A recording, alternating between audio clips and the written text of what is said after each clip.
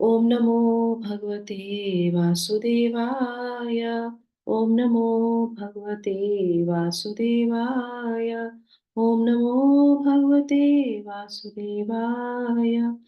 ओम अज्ञानतिमिरान्धस्य ज्ञानाञ्जनशलाकया चक्षुरुन्मीलितं येन तस्मै श्रीगुरुवे नमः। नमः ॐ विष्णुपादाय कृष्णपृष्ठाय भूतले श्रीमते भक्तिवेदान्त स्वामिनिति नामिने। नमस्ते सारस्वते देवे गौरवाणी प्रचारिणे निर्विशेष शून्यवादी पाश्चात्य देशतारिणे। जय श्री कृष्ण चैतन्य प्रभु नित्यानंदा श्री अद्वैत गदाधरा श्रीवासादि गौर भक्तवृंदा। हरे कृष्णा कृष्णा कृष्णा हरे हरे हरे रामा राम राम हरे हरे। जगत गुरु शिला प्रभुपाद की जय। भगवत वाणी भगवत गीता जी की जय। गुरु महाराज की जय। हरे कृष्णा। तो आप सभी लोगों का बहुत बहुत स्वागत और बहुत बहुत धन्यवाद सुबह के सत्र में जुड़ने के लिए। थैंक यू सो मच संतोषनी माता जी फॉर कंडक्टिंग मॉर्निंग मंगला आरती जपा सेशन। तो आज हम लोग पढ़ने जा रहे हैं भगवत गीता के 7वें अध्याय का श्लोक संख्या 16, नो 15। ठीक है। तो भगवत जो हम लोग अध्याय 7 जो पढ़ रहे थे, तो उसमें सबसे पहले 1 से लेके 3 तक के श्लोकों में हमने क्या देखा था कि भगवान के बारे में सुनना है, हेयर करना है, भगवान से सुनना है। और क्यों? क्योंकि भगवान क्या बताते हैं? तो भगवान जो है 4 से लेके 12 तक के श्लोकों में एसेंस बताते हैं कि हर एक चीज वो ही है, उन्हीं से ही सब चीज निकली है। ठीक है। HE एसेंस खत्म हो गया। उसके बाद ए से जो है हमारा 13 से लेके 19 तक। तो ये जो थर्ड चरण हमारा चल रहा है, थर्ड जो चल रहा है, उसमें क्या है? एक्सेप्ट और रिजेक्ट। तो कुछ लोग एक्सेप्ट करते हैं, कुछ लोग रिजेक्ट करते हैं। किसको? भगवान के बारे में सब कुछ जानने के बाद भी जो है एक्सेप्ट कर नहीं कर पाते हैं। और क्यों नहीं कर पाते हैं उसके बारे में हमने 2 श्लोकों में जाना था, 13 और 14। उसमें क्या बताया था? माया के गुणों के वशीभूत होके वो जो है भगवान को नहीं समझ पाते, नहीं आ पाते। अब भगवान बताएंगे कि ऐसे 4 लोग भी होते हैं जो मेरी शरण में नहीं आते। ये जब हम सुनते हैं, पढ़ते हैं, तो आप सोचिए भगवान भी क्या सोचते होंगे, बताओ। मेरी माया, मेरा सब कुछ है और फिर भी मेरे शरण में नहीं आते। तो ये श्लोक पढ़ने के बाद हमें अपना, भगवत गीता का पहला उसूल क्या है, पहला नियम, जब हम भगवत गीता पढ़ते हैं तो दूसरे को नहीं देखना है। भगवत गीता पढ़ने के बाद अपने आप को देखना है, अपना जो है अ, अपने ये देखना है कि हमारी स्थिति कहाँ पे है। दूसरा कौन स्थिति में पता नहीं, पर हम कौन सी स्थिति में हैं, हमारा जो है हम किस स्तर पे हैं। तो यहाँ पे हम देखेंगे कि इन चारों में से कहीं हम तो नहीं आते हैं। ठीक है। तो ये 4 लोग जो भगवान की शरण में नहीं आते, ये श्रृंखला शुरू हो जाती है। और उसके बाद जो है इसी एक ही श्लोक में भगवान 4 लोगों के बारे में बताएंगे। ठीक है। तो जल्दी से इसको प्रयास करेंगे। और जो तात्पर्य है वो बड़ा है। शिला प्रभुपाद ने पूरा पूरा टाइम दे के उसको लिखा है और इतना सुंदर है। हास्य भी है, गंभीरता भी है, तत्व भी है, सब कुछ इस तात्पर्य में है। तो आज हम लोग उसको शॉर्ट में पढ़ेंगे। पर आप सब लोगों से मेरा विनम्र निवेदन है कि इस तात्पर्य को अवश्य ही पढ़िए, अवश्य अवश्य अवश्य ही पढ़िए। ठीक है। तो श्लोक संख्या 15। न मां दुष्कृतिनो मूढ़ा प्रपद्यन्ते नराधमा मायया प्रहृतज्ञाना आसुरं भवमाश्रिताः। न मां दुष्कृतिनो मूढ़ा प्रपद्यन्ते नराधमा मायया अपहृतज्ञाना आसुरं भाव भावमाश्रिता। तो भगवान कह रहे हैं जो निपट मूर्ख हैं, जो मनुष्यों में अधम है, जिनका ज्ञान माया द्वारा हर लिया गया है, तथा जो आसुरों की नास्तिक प्रकृति को धारण करने वाले हैं, ऐसे दुष्ट मेरी शरण ग्रहण नहीं करते। तो भगवान जो शरण ग्रहण नहीं करता उसको किस नाम से बुला रहे हैं? दुष्ट है वो, बहुत दुष्ट है वो, मेरी शरण ग्रहण नहीं करते हैं। तो इसलिए है ना। तो हम जो है तात्पर्य का जो पहला पैराग्राफ है उसको, तो हमें 2 पैराग्राफ तो बहुत इंपॉर्टेंट है क्योंकि वहां पे शिला प्रभुपाद बता रहे हैं कि क्या कारण है ये लोग नहीं करते हैं। तो क्वेश्चन है इसमें, तो ये 2 करेंगे और बाकी पूरे तात्पर्य में वो आंसर देते हैं। ठीक है। तो पहला तात्पर्य संतोषनी माता जी पढ़ लीजिए फटाफट से। हरे कृष्णा। श्रील प्रभुपाद की जय। तात्पर्य। भगवत गीता में यह कहा गया है कि श्री भगवान के चरण कमल की शरण ग्रहण करने से मनुष्य प्रकृति के कठोर नियम को लांघ सकता है। यहाँ पर यह प्रश्न उठता है कि तो फिर विद्वान दार्शनिक, वैज्ञानिक, व्यापारी, शासक तथा जनता के नेता सर्वशक्तिमान भगवान श्री कृष्ण के चरण कमलों की शरण क्यों नहीं ग्रहण करते? बड़े बड़े जन नेता विभिन्न विधियों से विभिन्न योजनाएं बनाकर अत्यंत धैर्य पूर्वक जन्म जन्मांतर तक प्रकृति के नियमों से मुक्ति की खोज करते हैं, किंतु यदि यही वही मुक्ति भगवान के चरण कमलों की शरण ग्रहण करने मात्र से संभव हो तो ये बुद्धिमान तथा श्रमशील मनुष्य इस सरल विधि को क्यों नहीं अपनाते? हरे कृष्णा। गीता। यस, दूसरी माता जी पढ़ लीजिए। प्रेम माता जी आप पढ़ लीजिए। हरे कृष्णा। गीता इसका उत्तर अत्यंत स्पष्ट शब्दों में देती है। समाज के वास्तविक विद्वान नेता यथा ब्रह्मा, शिव, कपिल, कुमारगण, मनु, व्यास, देवल, असित, जनक, प्रहलाद, बलि तथा उनके पश्चात मध्वाचार्य, रामानुजाचार्य, श्री चैतन्य तथा बहुत से अन्य श्रद्धावान दार्शनिक, राजनीतिज्ञ, शिक्षक, विज्ञानी आदि हैं, जो सर्वशक्तिमान परम पुरुष के चरणों में शरण ग्रहण करते हैं। किंतु जो लोग वास्तविक दार्शनिक, वैज्ञानिक, शिक्षक, प्रशासक नहीं आदि नहीं हैं, किंतु भौतिक लाभ के लिए ऐसा करते हैं, वे परमेश्वर को की योजना या पथ को स्वीकार नहीं करते। उन्हें ईश्वर का कोई ज्ञान नहीं होता। वे अपनी सांसारिक योजनाएं बनाते हैं और संसार की समस्याओं को हल करने के अपने व्यर्थ प्रयासों के द्वारा स्थिति को और जटिल बना देते हैं। क्योंकि भौतिक शक्ति इतनी बलशाली है, इसलिए वह नास्तिकों की अवैध योजनाओं का प्रतिरोध करती है और योजना आयोगों के ज्ञान को ध्वस्त कर देती है। हरे कृष्णा। थैंक यू माता जी। हरे कृष्णा। संतोषी माता जी, प्रेम माता जी। तो यहाँ पे शिला प्रभुपाद ने पूरी व्याख्या कर दी है कि क्यों नहीं आते हैं ये लोग। ज्ञान भी होता है, ऐश्वर्य भी होता है, स्थिति भी होती, सब कुछ होता है, पर भगवान की जो है शरण में नहीं आते। कितनी कितनी खोज करते हैं, अरे सिर्फ भगवान की शरण में आ जाओ, आपको सब कुछ वहीं से प्राप्त हो जाएगा, पर नहीं आते, है ना। तो भगवान उनको क्या बोलते हैं? दुष्कृतिनः। तो दुष्कृतिनः का यहाँ पे जो है शिला प्रभुपाद जो है शब्द का अर्थ बता रहे हैं। एक एक शब्द का उन्होंने यहाँ पे हमको बताया, चार लोगों के बारे में। तो सबसे पहले बोलते हैं दुष्कृतिनः। किसको कहा गया है? तो दुष्कृतिनः का मतलब है नास्तिक योजना निर्माताओं को। जो नास्तिक योजना बनाते हैं उनको दुष्कृतिन कहा जाता है, जिसका अर्थ है दुष्ट जन। तो कृति का अर्थ होता है पुण्यात्मा, और जो है नास्तिक योजना निर्माता, हाँ, निर्माता करते हैं और दुष्ट करते हैं, तो अत्यंत बुद्धिमान और प्रतिभाशाली भी होते हैं, क्योंकि किसी भी विराट योजना के लिए चाहे अच्छी हो या बुरी हो, बुद्धि की आवश्यकता होती है। लेकिन नास्तिक की बुद्धि का प्रयोग परमेश्वर की योजना का विरोध करने में होता है, इसीलिए नास्तिक योजना निर्माता दुष्कृति कहलाता है। और यही जो है क्या है? अपनी बुद्धि को उल्टी दिशा में प्रयोग करता है। अब आ जाते हैं चार लोगों के बारे में। अब इसमें क्या बता रहे हैं? चार लोग जो होते हैं वो इसमें नहीं आते, और ये जो है कितनी भी प्लानिंग बना लें, कभी भी इनकी प्लानिंग जो है सक्सेस नहीं होती, बाद में जाके वो ध्वस्त ही होती है। तो शिला प्रभुपाद यहाँ पे हिरण्यकशिपु का, रावण का, सबकी योजनाएं के बारे में उल्लेख करते हैं, उदाहरण उन्होंने दिया हुआ है तात्पर्य में। आप लोग घर पे जाके जरूर इसको जो है पढ़िएगा। तो सबसे पहला जो है वो किसके बारे में बता रहे हैं यहाँ पे? वो बता रहे हैं दुष्ट के बारे में, सॉरी, मूड के बारे में, है ना। तो मूड व्यक्ति क्या है? तो इसमें जो है हम इसके कुछ विशेष जो है हेडलाइंस लेंगे इस पूरे तात्पर्य से, कि भगवान ने कौन से लक्षण बताए हैं, यानी कि हम कैसे समझ सकें कि कौन मूड व्यक्ति कहा जाता है। सॉरी। तो ऐसा व्यक्ति होते हैं जो, शरीर तो उनका क्या होता है? मनुष्य का होता है, पर पूरी कार्यकलाप किसके तरह करते हैं? जानवर की तरह करते हैं। समझ में आया? शरीर होता है मनुष्य का, पर उस मनुष्य के शरीर में रहते हुए कार्य सारे करते हैं जानवरों की तरह। जानवरों की तरह क्यों बोलते हैं? शिला प्रभुपाद हमसे हमेशा बोलते थे कि गधे की तरह काम करने की आवश्यकता नहीं है। इंटेलिजेंस यूज करो, कितना काम करना है उतना ही काम करने की जरूरत है।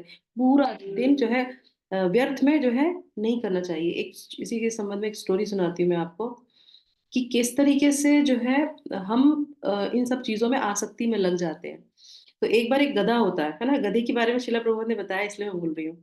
गधा होता है और वो जो है अपने मालिक के साथ, मालिक उसको बताता है कि तुमको मैं कैरेट दूंगा, घास दूंगा, वही देता है, और तो कुछ नहीं खाता है गधा, है ना।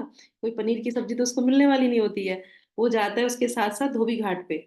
वो धोबी घाट पे जाते हैं और उसके बाद जो सूखे कपड़े लेके जाएगा, धोबी पे वहां पे कपड़े धोता है, और बाहर अब धुलने के बाद तो कपड़े भारी हो जाते हैं, उठा के गधे पे रख दिया। अब इतना वजन वो लेता है, और फिर जो है वापस आता है। तो रास्ते में उसका एक और दोस्त होता है जंगल में, दूसरा गधा। तो वो जो देखता रहता था कि अरे ये क्यों इतना पागल जैसा जो है जाता है, और इतना भर के फिर वहां से बोझा लेके आता है, इसका मालिक इससे कितना काम कराता है, इसको समझ में नहीं आता है क्या। तो वो रोज इसको ऐसे ऐसे देखता था। और उसके बाद जो है आगे, तो एक दिन जो है उसके दोस्त ने उसको पकड़ लिया रास्ते में, और बोले अरे तुम अपना दिमाग यूज नहीं करते हो, तुम्हारा मालिक तुमको क्या देता है, घास ही तो देता होगा। अरे ये देखो मेरे पास भी तो है, पूरा जंगल पड़ा हुआ है, कितनी भी घास खा लो, इतना बोझा उठाने की क्या जरूरत है। बोले अरे नहीं, तुमको नहीं पता है, एक बार मेरे घर में, मतलब मालिक के घर में, मालिक का जो है लड़ाई हो गई उसकी बेटी से। वो कहने लगा कि सुनो, अगर तुमने मेरी बात नहीं मानी तो तुम्हारी शादी मैं इस गधे से करा दूंगा। बस मैं तो उसी दिन का इंतजार कर रहा हूँ कि कब जो है वो मालिक जो है मेरी शादी अपनी बेटी से कराएगा। क्या ऐसा हो सकता है?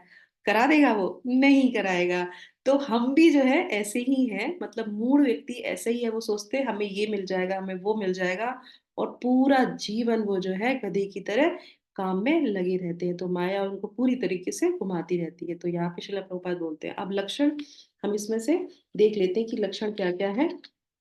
तात्पर्य में शिला प्रभुपाद ने बताया, तो नंबर एक जो है क्या है कि जो कठिन श्रम करने वाले भाववाही पशुओं की भांति निपट मूर्ख है। नंबर दो, श्रम का लाभ स्वयं उठाना चाहते हैं, किसी और को नहीं देना चाहते, ठीक है, और भगवान को उसे अर्पित नहीं करना चाहते। उसके बाद क्या है, इनकी दशा कैसी, सकाम कर्मियों के अंतर्गत आती है। ये सकाम कर्मियों में आते हैं, कर्मों में ही हमेशा लगे रहते हैं, है ना। और वे ये नहीं जानते कि ये कर्म यज्ञ के लिए किए जाने चाहिए। समझ में आया?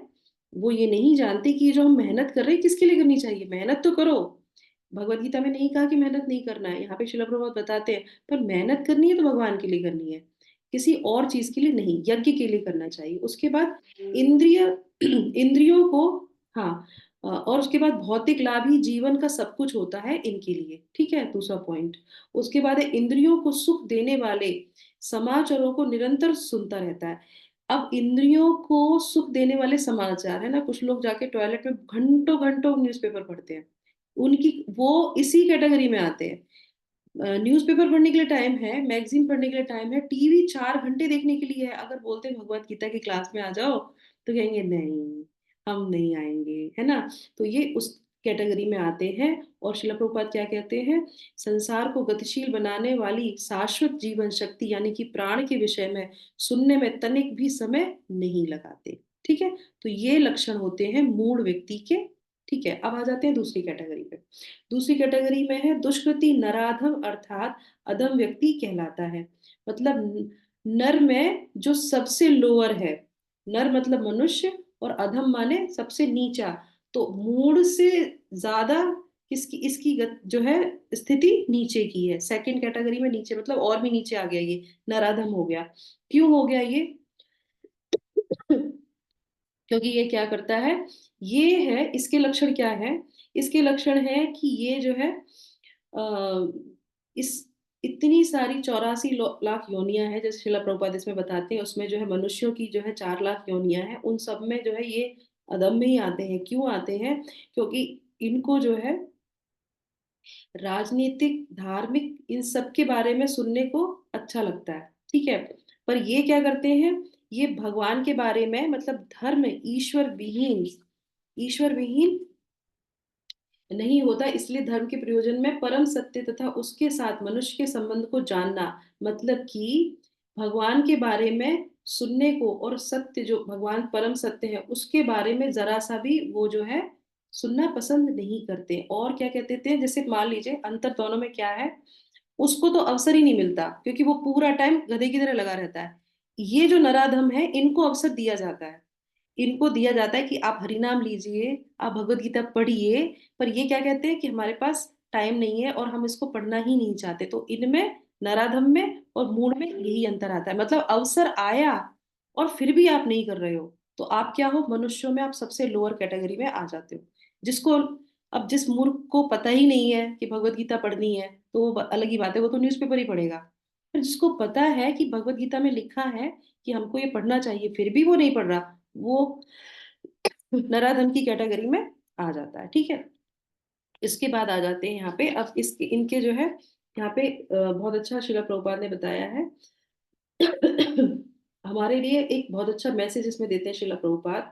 वो क्या कहते हैं कि बालकों के अभिभावकों का कर्तव्य है कि वे उन्हें सुप्त दिव्य भावनामृत को जागृत करें।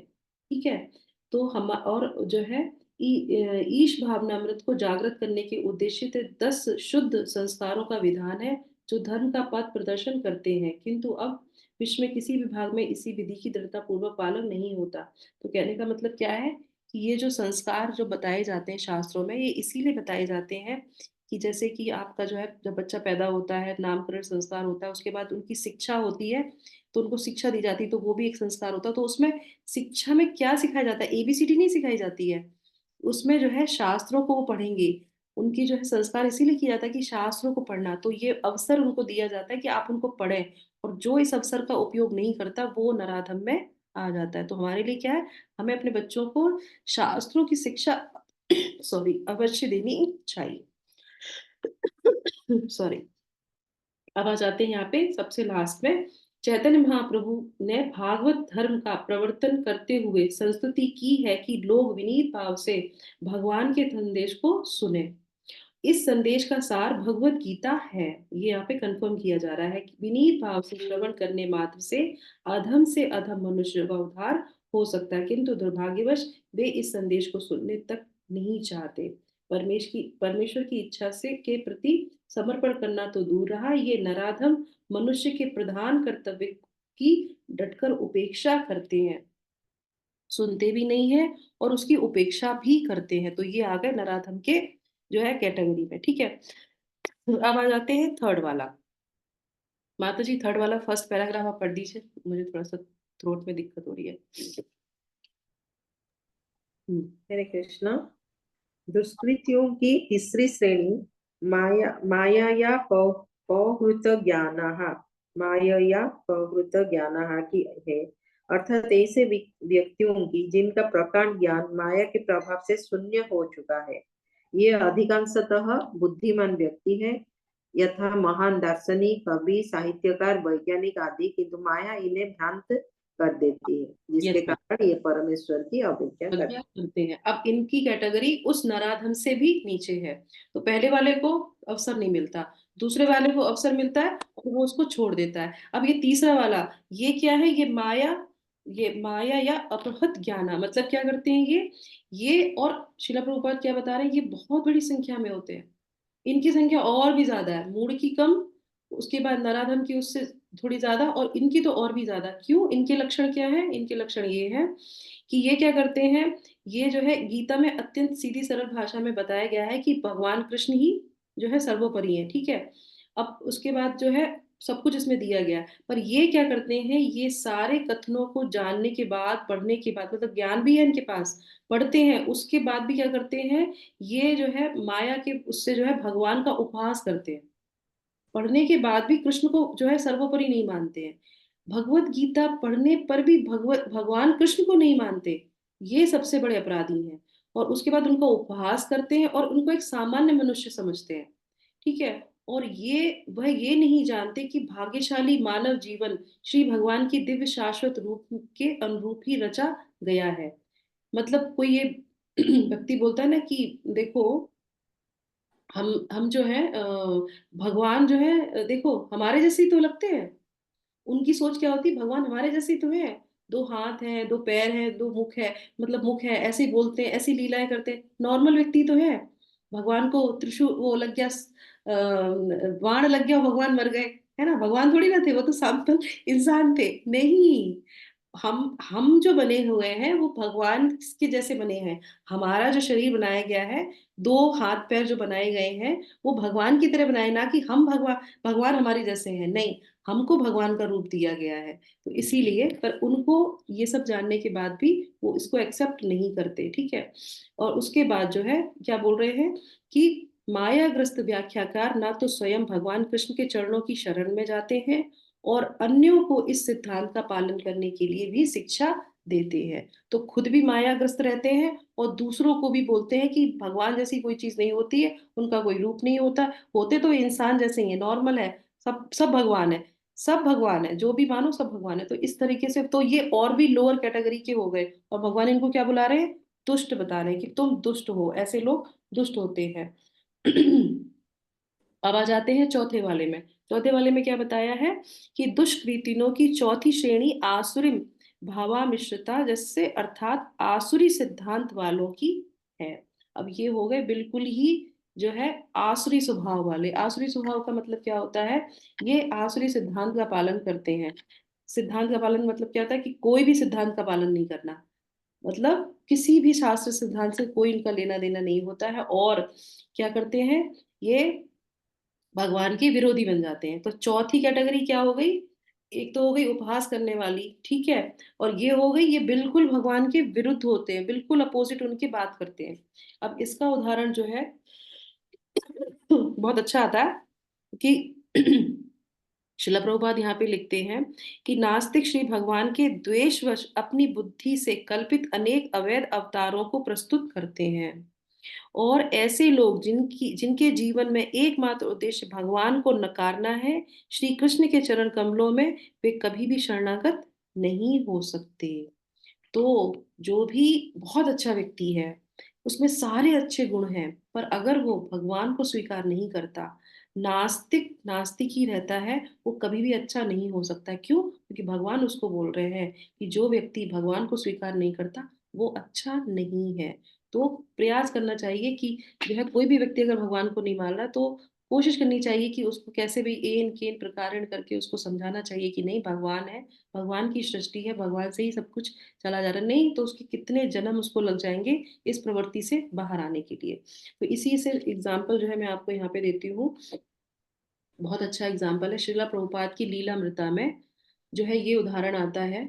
जिसने भी लीलामृत पढ़ी हो श्रीला प्रभुपाद की, उसमें एक मिस्टर नायर थे। एक मिस्टर नायर थे, और उनसे जो है क्या किया था श्रीला प्रभुपाद ने, जूहू टेम्पल जो है ना, जो बहुत फेमस है, उस जुहू टेम्पल के लिए एक अलग से किताब भी छपी हुई है, क्योंकि जो प्रकरण पीछे हुआ था, शिला प्रभुपाद ने बहुत स्ट्रगल किया। शिला प्रभुपाद कहते थे ये मेरा ऑफिस है, जुहू टेम्पल उनका ऑफिस है। तो इस तरीके से जो है जुहू टेम्पल में जो मिस्टर नायर थे, जब उन्होंने जमीन ली, उनको पैसे दिए, और उसके बाद मिस्टर नायर क्या करते हैं, उनको द्वेष आता है, ईर्ष्या होती है, और उसके चलते वो क्या करते हैं, वो जो है जमीन पे कुछ गुंडों को भेज देते हैं। उस जमीन पे जहाँ पे शिला प्रभुपाद ने ऑलरेडी कंस्ट्रक्शन स्टार्ट कर दिया होता है, सब पूरा जो है बन गया होता है, उसमें ऑलमोस्ट बहुत सारी चीजें, उसके बाद जो है वो गुंडों को भेज देते हैं, और जो पैसा होता है वो भी जो है हड़प लेते हैं, हड़प लेते हैं, जमीन भी नहीं देते हैं। और उसके बाद जो है धमकी देते हैं, जो भक्त वहां पे आते थे उनको मारने का प्रयास करते थे, वहां पे कुछ पहलवानों को लगा देते हैं कि जो है कोई भी आए यहाँ पे तुम उनको भगा देना। और फिर जो है इसी तरीके से उसकी जो उन्होंने बनाई हुई थी तो ईंटें भी उखाड़ देते हैं, और फिर डायरेक्ट जाके शिला प्रभुपाद से, जब शिला प्रभुपाद उनसे बोलते हैं कि आप ऐसा क्यों कर रहे हैं, तो शिला प्रभुपाद से बोलते हैं कि मैं जो है आपके सामने ही क्या करूंगा, इस मंदिर को तोड़ूंगा और अपने हाथ से इन विग्रहों को जो है यहाँ से हटा दूंगा। और जब वो ऐसा बोलते हैं शिला प्रभुपाद से, अब ये किसका कार्य है, ये ऐसे ही लोगों का कार्य है, ये आसुरी स्वभाव है कि भगवान की मूर्ति को हटाना, मंदिर को तोड़ना, किस किस मतलब आप सोचिए किस ईर्ष्या के प्रति वो ऐसा कर रहे थे। तो ये आसुरी स्वभाव हो गया। तो उसके बाद वो क्या करते हैं, जब ऐसा बोलते हैं कि मैं ऐसा ही करूंगा, विद इन 7 डेज, 7 डेज के अंदर उनको हार्ट अटैक आता है और उनकी मृत्यु हो जाती है। क्यों? क्योंकि जब ऐसा बोलेंगे, कोई भक्त जो भगवान के लिए मंदिर बनाने का प्रयास कर रहा है, और आप कमजोर है, उतने बलशाली नहीं है वो लोग, पर तुम अपने बल का प्रयोग कर रहे हो, तो क्या होगा, भगवान सहन करेंगे? भगवान बिल्कुल भी सहन नहीं करेंगे। तो अगर दुष्ट लोग ये सोचते हैं कि हमारी शक्ति से हम भगवान को स्थापित नहीं करने देंगे या कुछ कर देंगे, तो कभी भी ऐसा नहीं होता।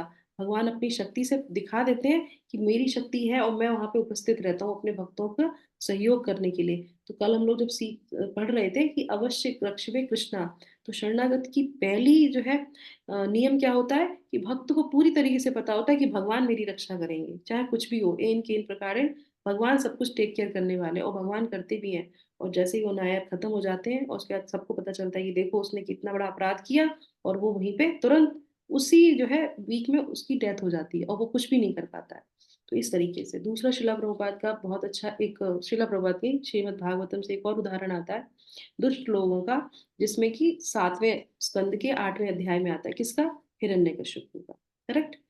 वो सुनना ही नहीं चाहता था। उस जितने भी वो अपने पुत्र को भेजते हैं प्रहलाद महाराज को शिक्षा देने के लिए, तो प्रहलाद महाराज वहां पे क्या करते हैं, आसुरों के बीच में बैठ के भगवान की कथा करते हैं। अरे तुम भगवान को जानो क्या, आसुरी लोगों की बातें हैं, भगवान सबसे बड़े हैं, भगवान की माया ये है वो। उनको वो भगवान का पाठ पढ़ाने लगते हैं। जब उनको पता चलता है, हिरण्यकशिपु को तो पूछते हैं कि तुमने क्या पढ़ा, तो बताते हैं कि भगवान सबसे सर्वोपरि है।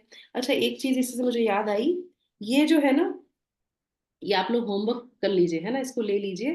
कल हम इसके बारे में चर्चा करेंगे अगर समय रहा। ये जो सेकंड थर्ड वाले का जो सेकंड पैराग्राफ है, इसमें लिखा है ना, इस समय माया अपहृत ज्ञाना की बहुत बड़ी संख्या है, यहाँ तक कि वे भगवत गीता के विद्वानों के मध्य भी हैं। तो गीता में अत्यंत सीधी सरल भाषा में कहा गया है कि श्री भगवान श्री कृष्ण ही भगवान है, नंबर एक। ना तो उनके कोई तुल्य है, नंबर दो, और ना ही उनसे कोई बड़ा, ठीक है। नंबर तीन, समस्त मनुष्यों में आदि पिता ब्रह्मा के भी वो पिता बताए गए हैं, नंबर तीन हो गया ये, ठीक है। नंबर चार, वास्तव में वे ब्रह्मा के ही नहीं अपितु समस्त जीव योनियों के भी पिता हैं, चार हो गया। उसके बाद पांचवा, निराकार ब्रह्म तथा परमात्मा के वे मूल हैं, पांच। छह क्या हो गया, जीवात्मा में स्थित परमात्मा उनका अंश है। उसके बाद सात क्या हो गया, वे सबके उत्स हैं। नंबर आठ, सबों को सलाह दी जा, ये हो गया, हाँ। उसके बाद हाँ, सबको सलाह दी जाती, ये लास्ट वाला, कि वो उनके चरणों की शरणागत करें। ठीक है, ये मैंने 8 पॉइंट बता दिया आपको इस पैराग्राफ में। अब आप इससे रिलेटेड भगवत गीता के श्लोकों को इनको कनेक्ट कीजिए। समझ में आया? ये सारे श्लोक भगवत गीता में ही है। शिला प्रभुपाद ने तात्पर्य में सिर्फ नॉर्मल भाषा लिखी है, पर ये नॉर्मल नहीं है। ये श्लोकों को उन्होंने तात्पर्य के तरीके से बताया है। ये सारे श्लोक हैं, ठीक है। आप लोग अगर ढूंढ लेंगे तो बहुत अच्छी बात है, नहीं तो कल मैं आपको बताऊंगी कौन कौन से श्लोक हैं, ठीक है। तो आप लोग भी दिमाग लगाइए इसमें और ढूंढिए। भगवत गीता पढ़ने का बहुत अच्छा तरीका है, ठीक है। तो इस तरीके से, तो यहाँ पे हम चर्चा कर रहे थे, तो इस तरीके से जो है हिरण्यकशिपु का भी क्या हो जाता है, विनाश हो जाता है। एक और उदाहरण बहुत अच्छा आता है, अगर आप लोगों ने कृष्णा बुक पढ़ी हो, तो उसमें एक पुंडरी की वो आती है। पुंडरी सुना है? पुंडरी के कैरेक्टर बताया गया है। और वो ऐसा नहीं है, वो भगवान के रहते ही वो भगवान के सामने कहता है कि मैं भगवान हूँ, मेरे चतुर्भुज हाथ हैं, देखो तुम मेरी शरण में आओ। भगवान से, श्री कृष्ण से कहते हैं तुम मेरी शरण में आओ, मैं भगवान हूं, तुम भगवान नहीं हो। तो ऐसे आसुरिक प्रवृत्ति के लोग बहुत होते हैं, बहुत होते हैं, जो सब कुछ जानने के बाद भी भगवान की शरण में नहीं आते हैं। तो इसलिए हमें ये ध्यान रखना चाहिए कि क्यों नहीं आते हैं, कौन सी ऐसी ईर्ष्या उनके अंदर होती है। तो यहाँ पे जो है, यस, तो इसमें यहाँ पे बता रहे हैं शिला प्रभुपाद कि, हाँ, उपदेश देते हैं, हाँ। तो इसमें भगवान बताते हैं कि एकमात्र भगवान को नकारना है तो वो किसके लिए है, वो भगवान से जो है द्वेष वश अपनी बुद्धि से कल्पित अनेक अवैध अवतारों को प्रस्तुत करते हैं। ऐसे लोग जिनके जीवन में एकमात्र उद्देश्य भगवान को नकारना होता है, श्री कृष्ण के चरणों को वो कभी भी शरणागत नहीं करते। हे प्रभु, अब इसमें रामानुजाचार्य बताते हैं कि हे प्रभु, आप उन लोगों को द्वारा नहीं जाने जाते जो नास्तिक सिद्धांतों में लगे हैं। तो भगवान कभी भी उन लोगों के सामने प्रकट नहीं होते, है ना। और भले ही आप विलक्षण गुण रूप तथा लीला से युक्त हैं, सभी शास्त्रों ने आपका विरुद्ध सत्व में विग्रह प्रमाणित किया है, तथा दैवी गुण संपन्न दिव्य ज्ञान के आचार्य भी आपको मानते हैं। परंतु ये चार तरीके के लोग कभी भी आपको नहीं ले पाते हैं। और भले ही सारे शास्त्र और आचार्य ऐसा उपदेश क्यों ना देते हो, तो कितने भी आदेश दिए जाए, कितने भी आचार्य टिप्पणी करें, कितनी भी भगवत गीता वो पढ़ते रहे, श्री जिसमें हम लोग बोलते हैं ना, श्री भगवान उवाचा, पहले ही बोला गया, भगवान बोल रहे हैं, फिर भी वो भगवान कृष्ण को वहां से इरेज कर देते हैं, हटा देते हैं। तो ऐसे लोग को भगवान की शरण में वो कभी नहीं आते, और भगवान उनको क्या बोल रहे हैं, ये दुष्ट लोग हैं, ये दुष्ट ही रहेंगे, उनका पता नहीं कब उद्धार होगा। तो इस तरीके से हमने इसको कंप्लीट किया। यहीं पे हम इसको विराम करेंगे। कल जाने के 4 वो लोग जो भगवान की शरण में आते हैं। तो हमें जाना समझ में आया कि हम लोग उस कैटेगरी में आते हैं कि नहीं आते हैं। कोई ना कोई तो जरूर आता होगा, तो इसलिए ध्यान रखना चाहिए कि हम उस कैटेगरी में ना आए, है ना। इसी के साथ समाप्त करते हैं, विराम करते हैं। हरे कृष्णा कृष्णा कृष्णा हरे हरे, हरे रामा राम राम हरे हरे। जगत गुरु श्रील प्रभुपाद की जय। हरि ओम तत्सत। आप सभी लोग का दिन शुभ हो, मंगल में हो। इसके साथ हम यहाँ पे विराम करेंगे।